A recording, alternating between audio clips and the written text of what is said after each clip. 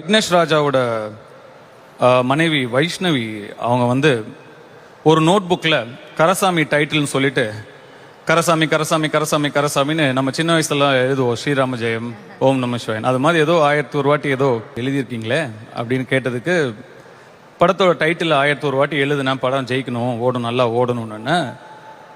படத்தோட டைட்டில் கரை, நீ கரன்னு தான் எழுதியிருக்கணும், 1001 வாட்டி கரசாமின்னு எழுதிட்டியே அப்படின்னு கேட்டிருக்காரு. விக்னேஷ், எழுதுனது பேனா, எழுதப்பட்டது பேப்பர்.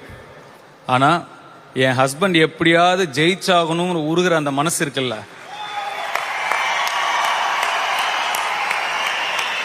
அந்த மனசு தான் கடவுளுக்கு கேட்கும், அந்த எண்ணம் தான் கடவுளுக்கு கேட்கும். அந்த மனசு தானங்க கடவுள்.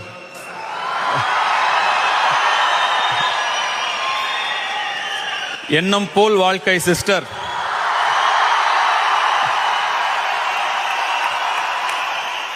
என்னுடைய டைரக்டர்ஸ் அப்படின்னு நான் மார்த்தட்டி நெஞ்சு நிமிர்ந்து சொல்லிக்கிற வரிசையில் விக்னேஷ் கண்டிப்பா இருப்பார்.